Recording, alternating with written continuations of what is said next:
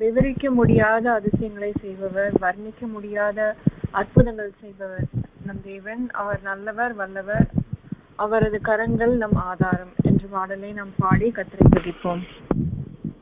விவரிக்க முடியாத அதிசயங்கள் செய்பவரே, வர்ணிக்க முடியாத அற்புதங்கள் செய்பவரே, விவரிக்க முடியாத அதிசயங்கள் செய்பவரே, வர்ணிக்க முடியாத அற்புதங்கள் செய்பவரே, நீரல்லவரே, சர்வவல்லவரே,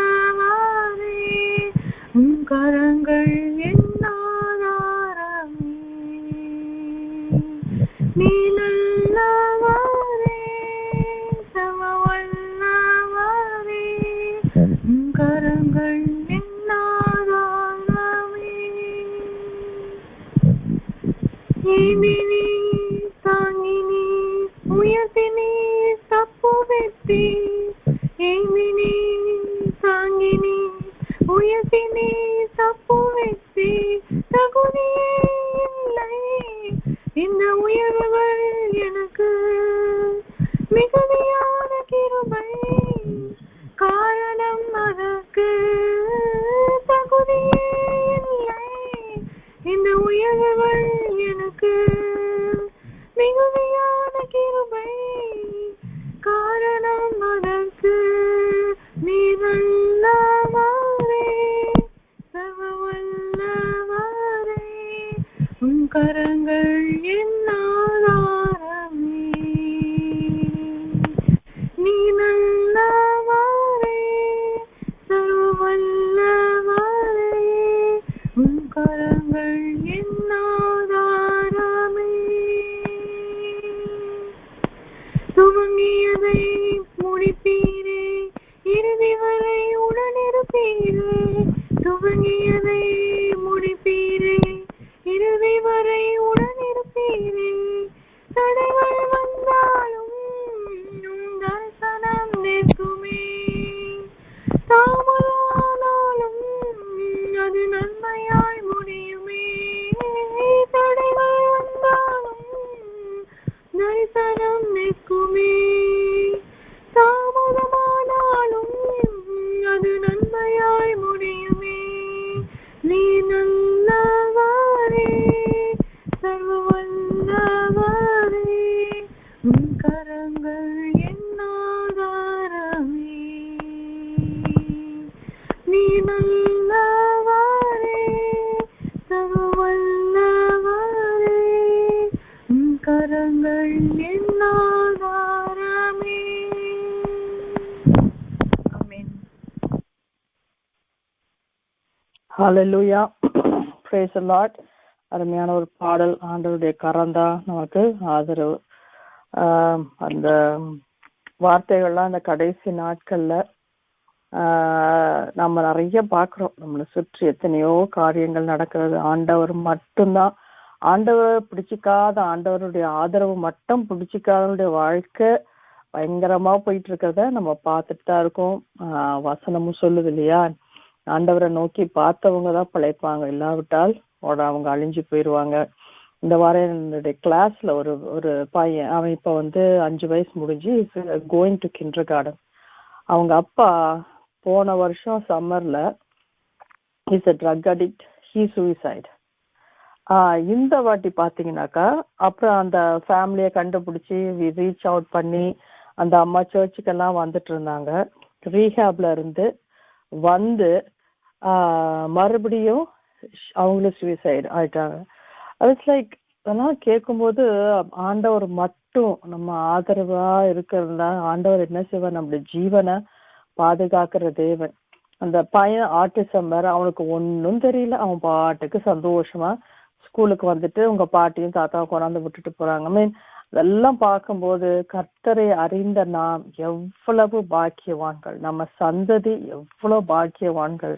தேவனை அறியாம கர்த்தரை எல்லாரும் தெரிந்து கொள்ள முடியல, ஆனா நாம கண்டு கொள்ளும்படி ஆண்டவர் அந்த கிருபை கொடுத்ததுனால அது எவ்வளோ பெரிய சந்தோஷம். ஒவ்வொரு நாளும் நம்ம ஆண்டவருக்கு நன்றி சொல்ல வேண்டியது ஒரு பெரிய காரியம். என்னன்னா, ஆண்டவரை நம்முடைய இரட்சகராக, நம்மளுடைய தேவனாக நாம் ஏற்றுக்கொள்ளும்படி ஒரு கிருபையை கொடுத்தாரே, அந்த மனக்கண்களை கொடுத்தாரே, அதற்கு நம்ம ஆண்டவருக்கு ஒவ்வொரு நாளும் நாம் நன்றி உள்ளவர்களா இருக்கிறோம்.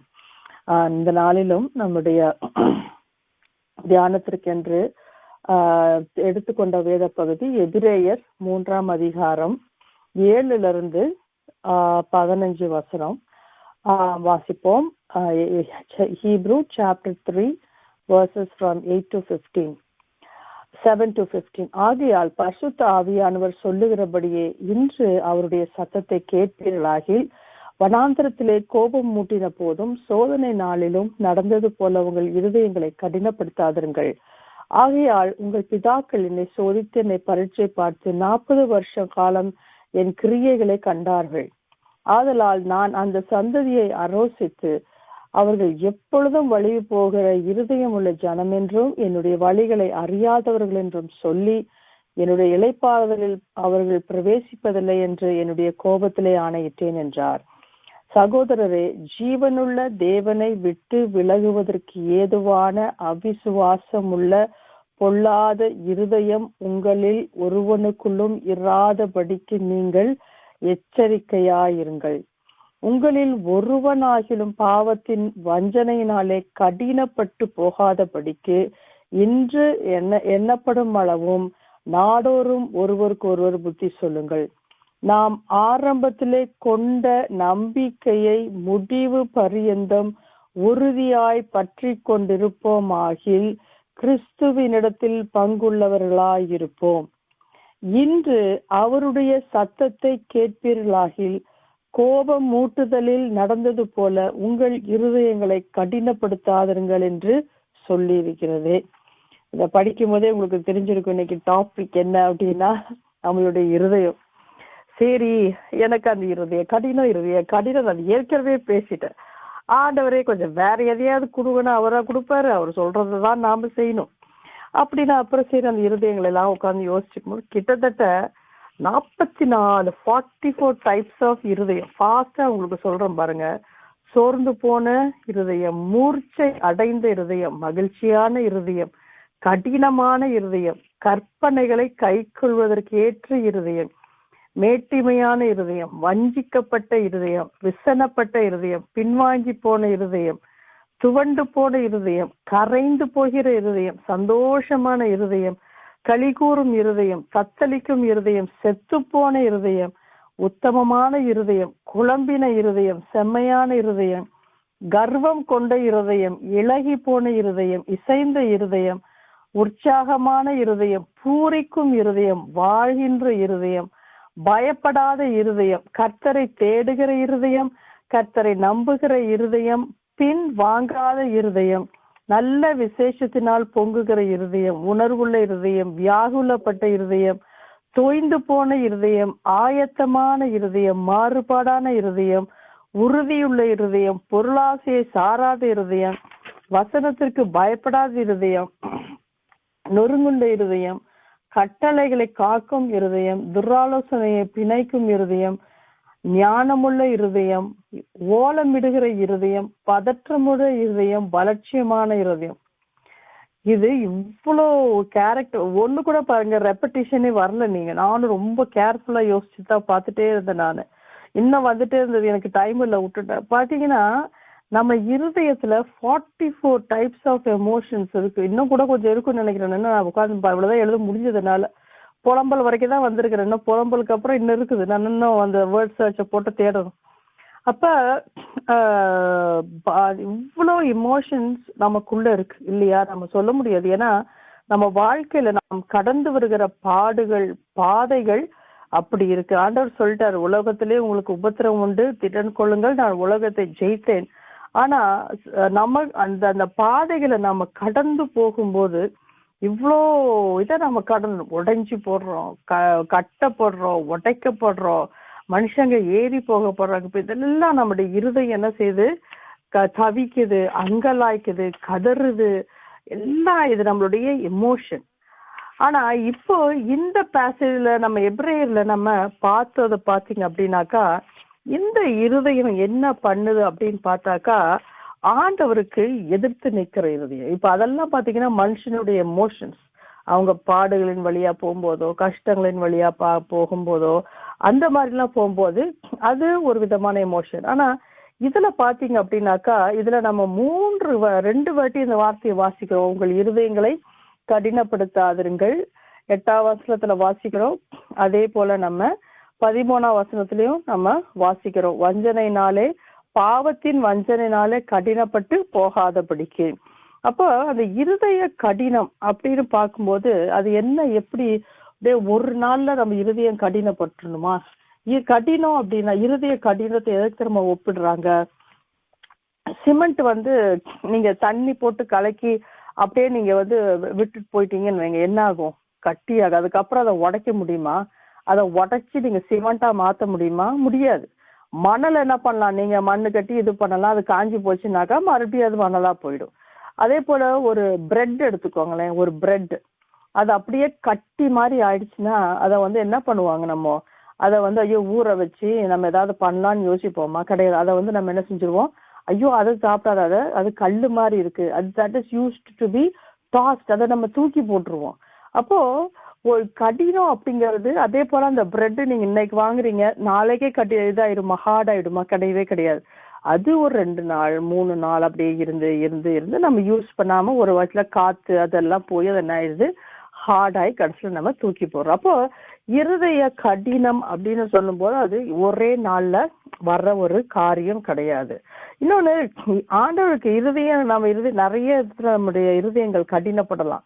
ஆனா எதுல நம்ம இருதயம் எதுலையுமே நம்ம இருதயம் என்ன செய்யக்கூடாது? ஒரு சில பிள்ளைங்க அம்மா அப்பாவுக்கு விரோதமா அப்படியே ஸ்டபர்னா இருப்பாங்க. அவங்க இருதயம் அப்படியே கடினமா இருக்கு, என்ன சொன்னாலும் அவங்களுக்கு கேட்க முடியாது. அதே போல ரிலேஷன்ஷிப் இல்லையா, ஹஸ்பண்ட் அண்ட் ஒய்ஃப்குள்ள சில பேர் அவங்களுக்கு அதை இறங்கி வரவே முடியாது. கோவத்துக்கு போயிட்டாங்கன்னா சுத்தி இருக்கிற எல்லாரும் அந்த உச்சிக்கு போய் அவங்கள கீழே இறங்கிட்டு வரணும், அவங்களா இறங்கி வரவே முடியாது. மாமியார் மருமகள் இல்லையா, நிறைய வேலையில. So lot of things. நம்மளுடைய அந்த இருதய கடினம் எப்படி வருது அப்படின்னாக்கா, ஃபர்ஸ்ட் நம்ம இருதயங்கள் காயப்படுகிறது. அப்புறம் அந்த காயத்துக்கு நமக்கு உடனே ஆன்சர் தேடுறோம். அந்த ஆன்சர் கிடைக்க மாட்டேங்குது. வசனத்துல தேடுறோம், ஜெபத்துல தேடுறோம், உபவாசத்துல தேடுறோம், ஆண்டவர் அமைதியில இருக்க உடனே நம்ம என்ன நினைச்சிடறோம் தெரியுமா? ஆண்டவர் நம்ம ஜெபத்தை கேட்கறதில்ல. நம்மளுடைய பாடுகளுக்கு எல்லாவற்றுக்கும் நம்ம ஆண்டவர் தான் நம்பி இருக்கிறோம். நான் என் லைஃப்ல இருந்தே நான் சொல்ல முடியும். நிறைய ஆசை போங்க ஆண்டவர், நானும் ஜோம்பட மாட்டேன், ஜோம்பட என்ன புரியாது, நீங்க நினைக்கிறதா செய்வேன். அது தப்பு. அதுதான் இருதய கடினம். நம்மளுடைய இருதய கடினத்துக்கு நம்ம என்ன செய்யறோம்? இருதய கடினம் நம்ம சொல்லும் போது நம்ம நல்லா யோசிச்சு பாருங்க. நம்ம என்ன செய்யறோம்னா, we don't believe God. நம்ம ஆண்டவரை நம்ம விசுவாசிக்கிறது இல்லை. அது எவ்வளவு பெரிய ஒரு தப்பு. அழகான ஒரு வசனம் இருக்கு, விசுவாசத்தினால் வராத யாவும் பாவமே.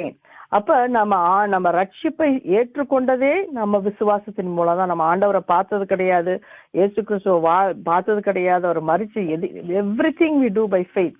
அப்போ நம்முடைய வாழ்க்கையில சில காரியங்கள் நடக்கும் பொழுது அதை நம்ம ஆண்டவர் பொறுமையா இருக்கிறாரு, அல்லது காசு இருக்கிறாரு, அல்லது நிறைய பேர் பிள்ளைகளை இழக்கிறாங்க, பெற்றோர்களை இழக்கிறாங்க. விதமான சூழ்நிலைகள் வரும் பொழுது நம்ம என்ன செஞ்சிடறோம் அப்படின்னாக்கா,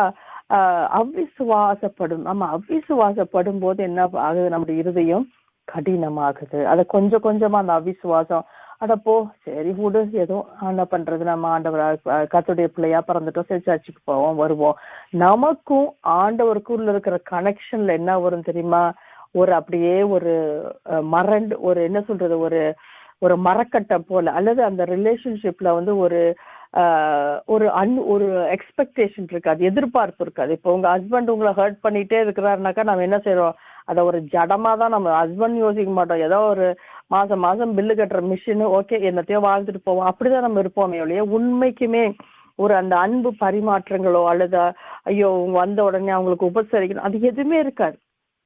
அநேகர் நம்முடைய கிறிஸ்தவ வாழ்க்கை இது எல்லாருமே நம்ம கடந்து வருவோம். அதெல்லாம் இல்லைன்னு நம்ம சொல்லவே முடியாது. அப்படி சொன்னாக்கா அப்படி நீங்க பர்ஃபெக்டா இருப்பீங்க, அப்புறம் பரலோகத்துக்கு தான் போக வேண்டியும். அப்போ உண்மைக்கு நம்ம எல்லாருடைய லைஃப்ல வந்து we go through this in the heart of the part வந்து நம்ம எல்லாருமே நம்ம கண்டிப்பா கடந்து போகிறோம். அப்போ இந்த இஸ்ரவேல் ஜனங்க கூட பாருங்களேன், இன்னொன்னு அகைன் நம்மளுடைய வாழ்க்கையை நீங்க திரும்பி பாத்தீங்கன்னாக்கா, ஆண்டவர் ஒரு 700 அற்புதம் செஞ்சிருப்பார் நமக்கு. ஒரு 7 ஜபத்தை கேட்டு 700 ஆன்சர் ப்ரேயர் 7 ப்ரேயர் ஆன்சர் பண்ணிருக்காம நம்ம அந்த 700 மறந்துட்டு அந்த 7ஐயே பிடிச்சி தூங்கிட்டு கிடப்போம். இதுக்கு நீங்க செய்யாம போயிட்டீங்க, அந்த சிஸ்டருக்கு செஞ்சீங்க, அந்த ஃபேமிலியை பாத்தீங்களா எப்படி இருக்கு, நானும் அப்படி ஆகும் தானே கேட்டேன், இன்னைக்கு அவங்க எப்படி ஊழியம் பண்றாங்க பாருங்களேன். அப்படி நம்ம இப்படியே இதை யோசிச்சு யோசிச்சு யோசிச்சு என்ன செஞ்சிடறோம், நம்ம ஆண்டவரை துக்கப்படுத்துறோம். ஏன்னா ஆண்டவர் நம்ம ஒவ்வொருவரையும் ஒரு பாதையில அழைச்சிருக்கிறார். 12 சீஷர்களை அழைச்சார். அவங்களுக்கு எல்லாருக்கும் ஒரே அதிகாரம் தான் கொடுத்தார், எல்லாருக்கும் ஒரே வல்லமைகளை தான் கொடுத்தார், எல்லாரையும் அமிச்சார். அவருடைய நாட்களுக்கு பிறகு 12 சீஷர்களும் 12 விதமான ஊழியங்களை செய்தார்கள். 12 சீஷர்களுக்கும் 12 விதமான மரணங்கள், 12 சீஷர்களுக்கும் 12 விதமான பாதைகள். ஒரு சீசர்லாம் இப்போ பேதுரு, யாவான், யாக்கோபு இவங்களை பத்தி நிறைய படிக்கிறோம். அந்திரேயா, பிலிப்பு இவங்கெல்லாம் என்ன பண்ணாங்கன்னே நமக்கு தெரியாது, மார்க் என்ன பண்ணாங்கன்னே நமக்கு தெரியாது. அப்புறம் இவங்களெல்லாம் விட்டுட்டு பவுல் யாரு வர்ஸ்ட், இன்னைக்கு மோடி ரசிக்கப்பட்டா அதான் பவுல். அப்படி வந்து ஒரு ஒரு ஒரு ஒரு மனுஷனை ஆண்டவர் எடுத்து அவனை இது பண்ணி அவனை தான் என்ன செய்யறாரு ஆண்டவர், ஒரு புதிய ஏற்பாட்டுல ஒரு சகாப்தத்தை எழுத வைக்க. அப்போ ஆண்டவருடைய தெரிந்து கொள்ளுதல் வேற. நம்மளுடைய வேலை அடுத்தவங்களை பார்த்து நம்ம கம்பேர் பண்ணக்கூடாது. நம்மளுடைய வேலை அன்னை அழைத்தவர் உண்மையுள்ளவர், அவர் என்ன செய்வாரு, அவர் எனக்குன்னு முன் குறிச்சதை அவர் கண்டிப்பா செய்வார். அந்த விசுவாசத்துல ஓடும் பொழுது நம்ம என்ன செய்ய மாட்டோம், நம்ம இருதய கடினப்பட்டு போகாது. இருதய கடினப்படுறவங்க என்ன பண்ணுவாங்கன்னாக்கா திரும்பி பார்ப்பாங்க, பழச பார்ப்பாங்க. ஆண்டவர் என்ன சொல்றாரு, பழைய மனுஷன் என்ன செய்ய களைஞ்சு போட்டுரு, ஒருவன் கிறிஸ்துவுக்குள்ள இருந்தால் அவன் புது சிருஷ்டியா இருப்பான். அத இருதய கடினப்படுறவங்க அவிசுவாசத்தினால என்ன செய்வாங்க, பழசி ஐயோ நான் அப்படி இருந்தேனே. இந்த எகிப்து ஜனங்க அதான் பண்ணாங்க. எகிப்துல அடிமைகளா இருந்தாங்க, நிம்மதியா ஒரு சோறு தின்னு வழி கிடையாது, ஒரு நேரம் ஒரு ஃபேமிலியோட இருக்க வழி கிடையாது. அவ்வளவு அடிமைத்தனத்துல இருந்து இப்ப சந்தோஷமா வெளியில அவங்க குடும்பத்தோட வர்றாங்க. அவங்க என்ன யோசிக்கிறாங்க, சாப்பாடை பத்தி, சுகத்தை பத்தி. என்ன சுகம் அவங்க கண்டாங்க, ஒண்ணுமே காணல. அவர்களை விடுவித்த ஆண்டவரை விட அவர்கள் அங்க அவங்களுக்கு 3 நேரம் நல்ல சோறு கிடைச்சது. அந்த அடிமைத்தனத்தை தான் அவங்க ரொம்ப விரும்பினாங்க. அவங்க அடிமைத்தனத்துல இருந்து பழகி அவங்களுக்கு அந்த சுயாதீன விடுதலையே அவங்களால யோசிக்க முடியல. இன்னைக்கு நம்மள கூட ஆண்டவர் பாவத்துல இருந்து விடுதலை ஆக்கிட்டார், அநேக இதுல இருந்து விடுதலை ஆக்கி நம்ம என்ன நினைக்கிறோம், ஐயோ பேசாம நம்ம அப்படியே இருந்திருக்கலாமோ, இன்னைக்கு ஆண்டவருக்குள்ள வந்துதான் நமக்கு இப்படி ஆயிடுச்சோ. பிசாசி விதமான அவிசுவாசங்கள் எல்லாம் என்ன செய்வான், நம்ம தள்ளி விடுவான். நம்ம தான் என்ன செய்யணும், எல்லாவற்றையும் உதறி தள்ளி விட்டுட்டு நம்ம முன்னாடி போகணும். இஸ்ரவேல் ஜனங்களுக்குள்ள இந்த இருதய கடினம் ஒரு விசுவாசிக்குள்ள இருக்கக்கூடாது. இஸ்ரவேல் ஜனங்களுக்குள்ள இருந்தது பாத்தீங்களா, ஏன் ஃபர்ஸ்ட் ஜெனரேஷன் தான் அவங்க எல்லாத்தையுமே கஷ்டத்தையுமே பார்த்தாங்க.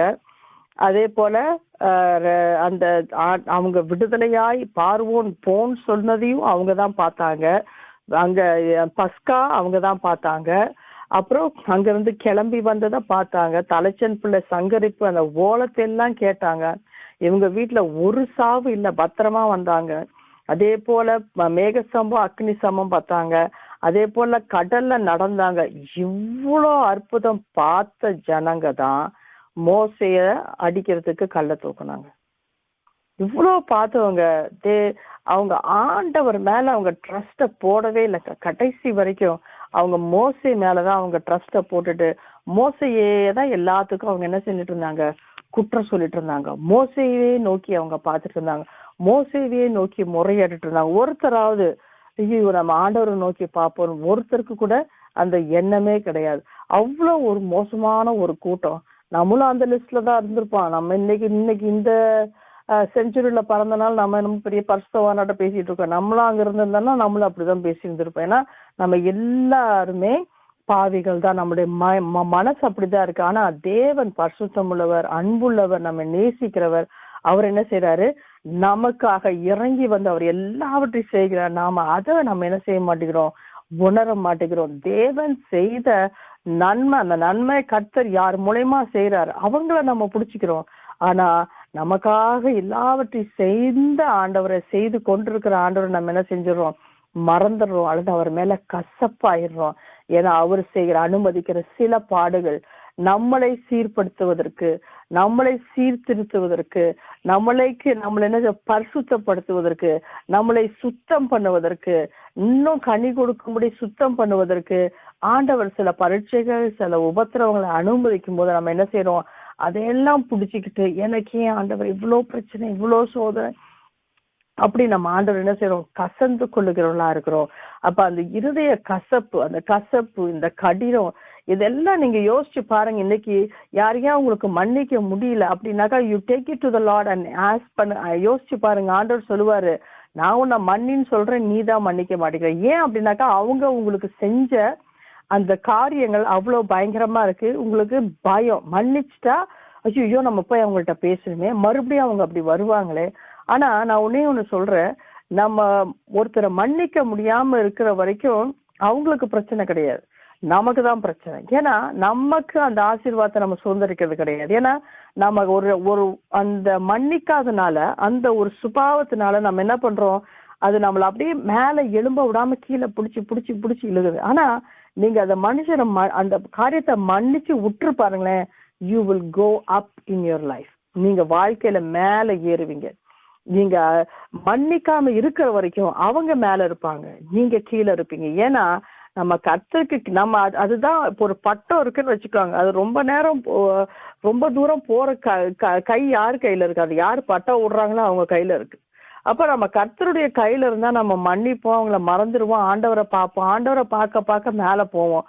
ஆனா இவங்களை மனுஷங்களை பார்க்க பார்க்க பார்க்க நம்ம என்ன செய்வோம், கீழே தான் இருப்போம். அப்போ இவ்விதமான காரியங்கள் நம்மள என்ன செய்யும், நம்ம ஆண்டவருக்கு விரோதமா தான் நம்ம இந்த காரியங்களை செய்யறோம். நம்ம நிறைய நேரம் நினைக்கிறது கிடையாது. நமக்கு என்ன முன்னாடி வருது, ஆண்டவர் தானே நம்மளை மன்னிச்சிருவார். கரெக்ட், அவர் மன்னிப்பார். அவர் மன்னிப்பதுல மிகவும் தயை பெருத்தவர் இல்லைன்னு நான் சொல்லல. ஆனா நம்ம என்ன செய்ய முடியாது, மேல ஏற முடியாது. இந்த முதல் ஜெனரேஷன் ஒருத்தர் கூட கானானுக்குள்ள வரல, எல்லாரையும் ஆண்டவர் அழிச்சிட்டார். அவ்வளோ வெறுத்துட்டாங்க. இப்ப உங்க பிள்ளைகளுக்கு எவ்வளவு செய்றீங்க, எப்ப பார்த்தாலும் நீங்க என்ன செஞ்சீங்க, நீங்க என்ன செஞ்சீங்கன்னு ஒரு குழந்தை கேட்டுட்டு இருந்தா அந்த குழந்தைக்கு மேல உங்களுக்கு அன்பு வருமா, வராது. ஆண்டவர், அவர் தேவன், அவர் என்ன பண்ணிட்டாரு, அழிச்சே போட்டாரு அவங்களே எல்லாரையும். ஒருத்தர் கூட அந்த ஃபர்ஸ்ட் ஜெனரேஷன் யோசுவா காலேபை தவிர்த்து ஒருத்தர் கூட கானானுக்குள்ள பிரவேசிக்கல. ஆனா இன்னைக்கு நமக்கு ஆண்டவர் நித்திய ஜீவனை கொடுத்திருக்கிறாரு, அவர் அப்படி செய்ய மாட்டாரு. ஆனா நாம அவரை துக்கப்படுத்திக்கிட்டே இருக்கிறோம். அதை நம்ம யோசிக்கணும். நம்மளுடைய இருதயத்தினால நம்ம ஆண்டவரை துக்கப்படுத்திக்கிட்டே இருக்கிறோம். நம்ம இருதய கடினம் வரும்போது நமக்குள்ள தாழ்மை வராது, பெருமை வரும். அதுக்கு நல்ல எடுத்துக்காட்டு நேபுகாத்நேசர். அவருக்கு என்னாச்சு, ரொம்ப பெருமை வந்து, நான் கட்டின மகா பாபிலோன்ன கர்த்தர் அவருக்கு என்னத்தை கொடுத்துட்டாரு, மிருக இருதயத்தை கொடுத்துட்டாரு. அப்புறம் பாத்தீங்கன்னாக்கா இருதய கடினம் இருக்கிறவங்க தனிமையாவே இருக்க விரும்புவாங்க, யாரோடையும் சேர முடியாது. ஹார்ட் ஹார்ட்டட் பீப்புள் யாரோடையும் சேர முடியாது. ஒரு லோஃப் ஆஃப் த பிரெட் தனியா தான் நிற்கும், எல்லா லோஃபும் சாஃப்டா இருக்கும், இது கட்டை மாதிரி தனியா நிற்கும், நல்ல கட்டை மாதிரி இருக்குன்னு வச்சுக்கோங்களேன். அப்போ இவர்கள் யாரோடையும் சேர முடியாது. காயின் எடுத்துக்கோங்க, அவன் ஒரு தப்பு பண்ணிட்டான், அவன் என்ன பண்ணிட்டான், தன்னை போல ஒளிஞ்சு ஓடுறான். ஆதாம் எடுத்துக்கோங்க, தப்பு பண்ண உடனே ஒளிறாங்க, அவங்க தனியா தான் இருக்க ஆசைப்படுவாங்க. அப்போ இவ்விதமான ஒரு நம்முடைய இருதயங்கள் கடினப்படும் பொழுது நம்ம என்ன செய்ய முடியாது, ஆண்டவருக்காக நம்ம எந்த ஒரு காரியத்தையும் நம்ம செய்ய முடியாது. அது அப்படியே செஞ்சாலும் அதை 50% தான் நம்ம செய்ய முடியும். அப்போ ஒன்ஸ் இப்ப இந்த பிரெட் ஹார்ட் ஆயிடுச்சுன்னா அதை யாராவது ரெஸ்டோர் பண்ண முடியுமா, அதை மறுபடியும் சாஃப்டன் பண்ண முடியுமா, பண்ண முடியாது. அப்படியே சாஃப்டன் பண்ணாலும் அந்த இந்த ஸ்டேல் வாடை வரும். ஸ்டேல் வாடைக்கு என்ன சொல்றது, அந்த ஒரு சிக்கு வாடைன்னு சொல்லுவோம் இல்லையா, இந்த மாதிரி ஒரு வாடை வந்துடும். அப்போ ஆனா ஆண்டவர் என்ன சொல்றாரு, நமக்கு கடவுளுடைய கிருபையில் அவர் என்ன சொல்றாரு, நீ என்னை கூப்பிட்டினா நான் உனக்கு சுத்த இருதயத்தை தருவேன், நவமான இருதயத்தை தருவேன், I will give you a soft heart அப்படின்னு சொல்லிட்டு ஆண்டவர் அழகா நம்மள்ட்ட சொல்லியிருக்கிறாரு. ஆனா அந்த ஒரு சுத்த இருதயம் இருக்கிறவர்கள் தான் என்ன செய்ய முடியும், தேவனை தரிசிக்க முடியும். அப்போ நம்முடைய இருதயத்தை ஆண்டவர் ரொம்ப பாக்குற ஆண்டவரா இருக்கிறாரு. ஏன்னா மனுஷன் முகத்தை பாக்குறானா, ஆண்டவர் பாக்குறது ஒன்னே ஒண்ணு நம்ம இருதயத்தை தான், வேற எதையும் பாக்குறது இல்ல. நம்ம எத்தனை மணிக்கு எழுந்து ஜெபிக்கிறோம், எத்தனை பேருக்கு டிராக்ஸ் கொடுக்குறோம், எத்தனை மிஷினரிக்கு தாங்குறோம், எத்தனை பேரை, இதெல்லாம் அவர் பாக்குறது இல்லை. ஏன்னா அவரெல்லாம் போட்ட பிச்சை தான் நம்ம அவருக்கு திருப்பி கொடுத்துட்டு இருக்கோம். அவர் பார்க்கிறது ஒன்னே ஒண்ணு, என்னுடைய இருதயம், உங்களுடைய இருதயம். இந்த இருதயம் எப்படி இருக்கிறது? ஆண்டவர் என்ன, ஆண்டவர் விரும்பாத காரியங்கள் இருக்கா, கசப்பு இருக்கா? ஒரு மனுஷனுக்குள்ள கசப்பு இருந்துச்சுன்னா அவன் அவ்வளவுதான், அவன் விசுவாசத்துல மறிச்சு போன ஒரு லோத்த போல உப்பு தூண். அவன் அதுக்கப்புறம் அவன் ஆவிக்குரிய வாழ்க்கையில ஒரு தூண் மாதிரிதான் இருப்பான், வேற எதுக்கும் பிரயோஜனமே கிடையாது. ஆனா அந்த மாதிரி நம்ம இருக்கிறோமா? கசப்புகள் இருக்குமானால் யூஆர் டோட்டல் வேஸ்ட். நம்ம எல்லாரும் வேஸ்ட், நானும் வேஸ்ட் தான். ஏன்னா ஆண்டவர் நான் என்ன வேணா பண்ணலாம், என்னுடைய ஆவிக்குரிய வாழ்க்கையில மறுமலர்ச்சி இருக்காது, புது மலர்ச்சி இருக்காது, ரெவலேஷன் இருக்காது, ஒன்னும் இருக்காது. அப்படியே நம்ம ஒரு மரம் மாதிரி நம்மளும் இருப்போம். அப்போ இன்னொன்னு பாத்தீங்கன்னா, கடினமானவர்கள் அவர்கள் கர்த்தரோடு என்ன செய்ய முடியாது, இணைக்கப்பட முடியாது. அவங்க பிகாஸ் அவங்க ஏன் இருதயம் கடினமா இருக்குன்னா, because they are against God. ஆண்டவரை குவெஸ்டின் பண்ணிட்டு கர்த்தர் செஞ்சது தப்பு, இவங்க செஞ்சதுதான் ரைட்டுன்னு பேசிட்டு இருக்கும்போது, அவிசுவாசத்துல பேசிட்டு இருக்கும்போது எப்படி அவர்கள் கர்த்தரோடு நடக்க முடியும்? எப்படி ஒரு நாள் காலையில் எழும்பி ஆண்டவரே உமக்கு பிரியமானதை செய்ய எனக்கு கற்றுத்தார்? அது மாயமாலமா இருக்கும் இல்லையா? அப்போ இந்த கடின இருதயத்தை ஆண்டவர் கண்டிப்பா என்ன செய்யறாரு, அருவருக்கிறார். ஆனா வாழ்க்கையில நமக்கு பாடுகள், பிரச்சனைகள் வரும்போது இந்த இருதய கடினம் வரும். நம்ம என்ன செய்யணும், உடனே ஆண்டவரே இந்த இருதயத்தை கடினத்தை எடுத்துட்டு சுத்தமான இருதயத்தை எனக்கு நீங்க தாங்க. இன்னொரு ஒரு வசனத்தை நான் வாசிக்க விரும்புகிறேன். 10ஆம் வசனம் பார்த்தீங்கன்னா, ஆதலால் நான் அந்த சந்ததியை ஆரோசித்து அவர்கள் எப்பொழுதும் வலிவி போகிற இருதயம் உள்ள ஜனம் என்றும் என்னுடைய வழிகளை அறியாதவர்கள் என்றும் சொல்லி. இன்னொன்னு பாத்தீங்கன்னா, இந்த இருதய கடினம் உள்ளவர்கள் ஆண்டவருடைய வழியை அறியவே முடியாது. வலிவி போகிற இருதயத்துக்கு இங்கிலீஷ்ல போட்டிருக்கு அஸ்ட்ரே. அஸ்ட்ரேனா அவங்க வேற வழியில போறாங்க. ஆண்டவர் ஒரு வழியில சொல்றாரு, இவங்க வேற வழியில போறாங்க. அப்போ அப்படி போறவங்களுக்கு என்னன்னா, ஏன் அவங்க அப்படி போறாங்கன்னா, கர்த்தருடைய வழிகளை அவர்கள் அறியாததினால. இப்ப இந்த இஸ்ரவேல் ஜனங்கள் எடுத்துக்கோங்க, அவங்க ஆண்டவரை அறிஞ்சிருந்தாங்க. எப்படி? Because he did miracle. ஆண்டவர் அவங்கள பொறுத்த வரைக்கும் ஆண்டவர் was a miracle working God, அவ்வளவுதான். பட் அவர் வசனத்துல சொன்ன மாதிரி என் நினைவுகள் உன் நினைவுகள் அல்ல, என் வழிகள் உன் வழிகள் அல்ல. அப்படி எந்த ஒரு அறிவுமே அவங்க ஆண்டவரோடு நடந்தாலும், பகல மேகசம அக்கினி சமமா இருந்தாலும் ஆண்டவர் அவங்க புரிஞ்சிக்கவே இல்லை, ஆண்டவருடைய வழிகளை அறியவே இல்லை. இன்னைக்கு நிறைய நம்மளுடைய வாழ்க்கையில கூட நாம தடுமாறுகிறது, குழம்புகிறது. ஏன் அப்படின்னாக்கா, நாம் இன்னும் ஆண்டவரை சரியாய் அறிய வேண்டிய பிரகாரம் அறியவில்லை. ஒரு குழந்தை 9th ஸ்டாண்டர்ட்ல தான் இருக்குது, ஸ்கூலுக்கு போயிட்டு வருது. ஆனா ஒரு காரியம் நீங்க கேட்கும் போது தெரியல அப்படின்னாக்கா, அது ஒழுங்கா படிக்க வேண்டிய வழியில அது படிக்கல, அது அறிய வேண்டிய வழியில அது என்ன செய்யல, அறியல. நம்மளும் கர்த்தருக்குள்ள இருக்கிற நாம் தேவனை அறிய வேண்டிய பிரகாரம் அறிய வேண்டும். இப்ப நம்ம தேவனை எப்படி அறிகிறோம்? நமக்கு என்ன ஏரியால கர்த்தரை பிடிச்சிருக்குதோ அந்த ஒரு ஏரியால, இப்ப வர்ஷிப்பா, worship worship worship worship worship ஆண்டவரே வர்ஷிப் வர்ஷிப் வர்ஷிப். இப்ப கர்த்தர் சில உபதேசங்களை நமக்கு ஒப்பு கொடுக்க சொல்லும் போது நம்ம என்ன செய்வோம், இங்க நம்ம அதுக்குள்ளெல்லாம் ரொம்ப போறதில்லை. நம்ம என்ன பண்றோம், செலக்ட் பண்ணி கர்த்தருடைய வழிகளை நாம அறிகிறோம். என்னையும் சேர்த்தா சொல்றோம், நான் சொல்றதுனால உடனே என்ன அப்படியே பெரிய பர்சவெல்லாம் நினைச்சிடாதீங்க.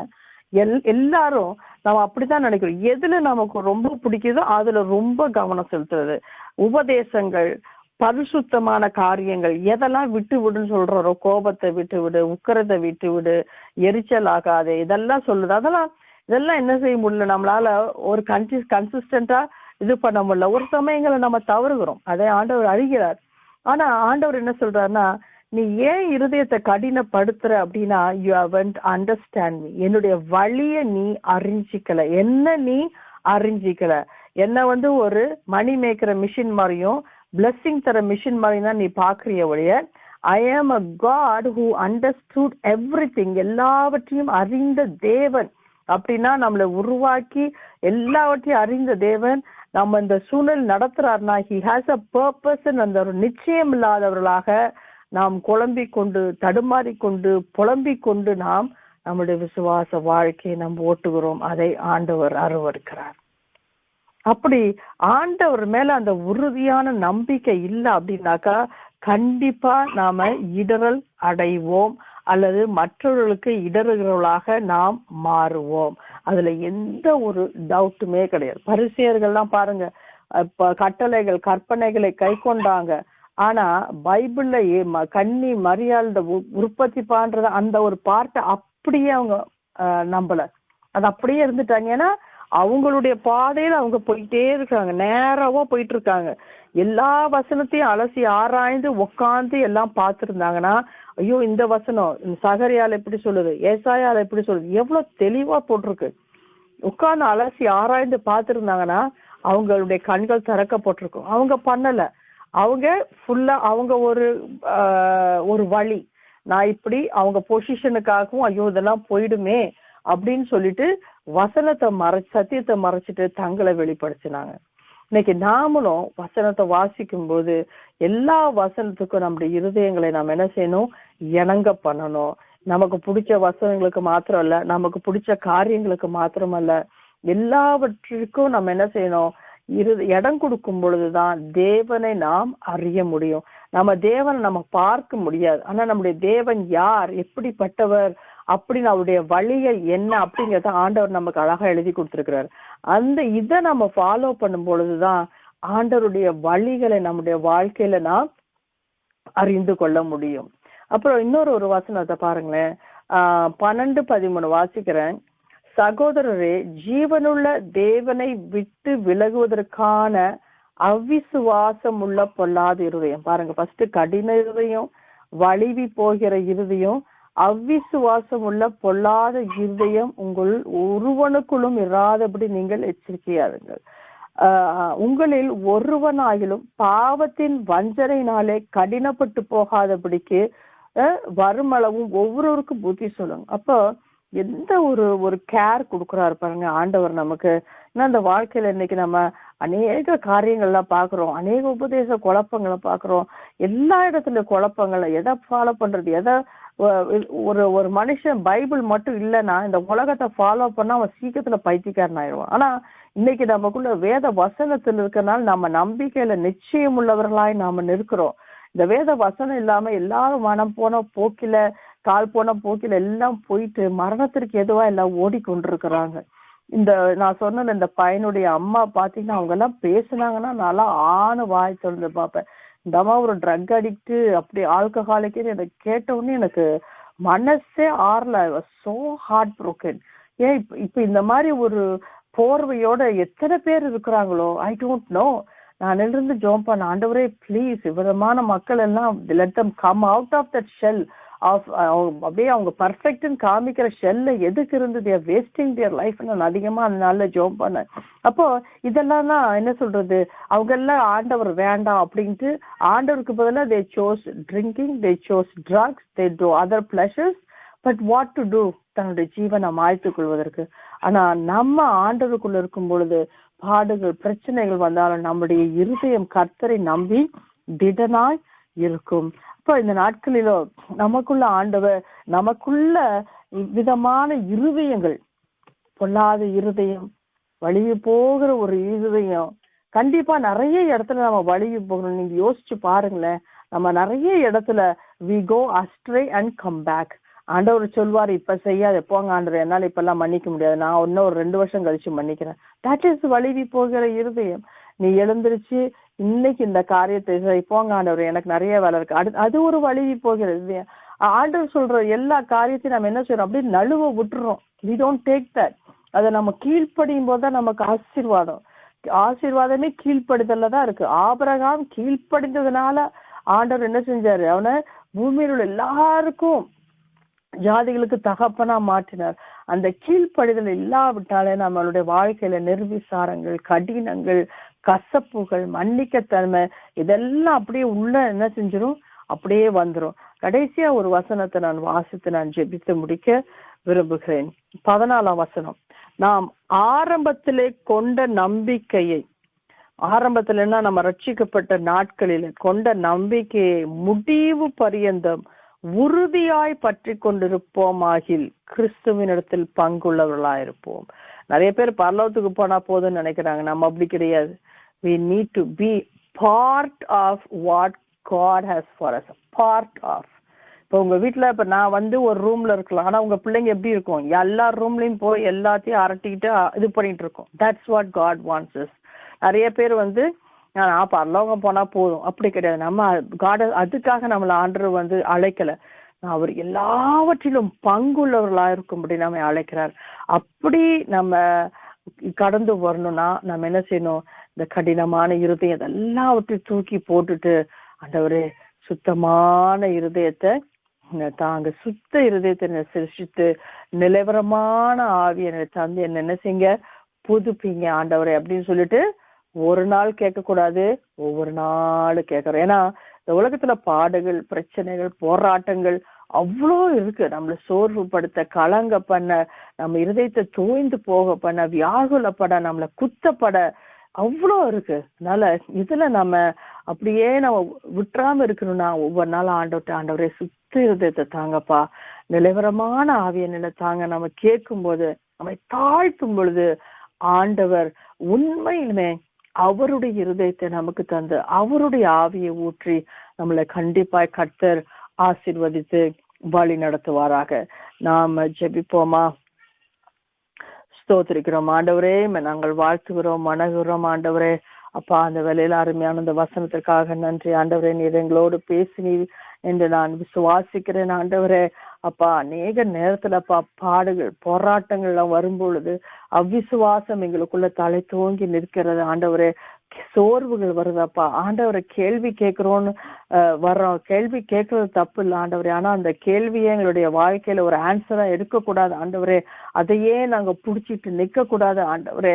அப்பா, நாங்கள் எம்மாத்திரம் ஆண்டவரே, நாங்கள் மண்ணு ஆண்டவரே, நாங்கள் ஒன்றும் இல்லப்பா, என்னுடைய கிருபையிலனா ஒன்றும் இல்லை. ஆனா அநேக நேரத்துல அதை மறந்துட்டு அப்பா எங்களுடைய வாய் பெருமையான காரியங்களை பேசுகிறதப்பா.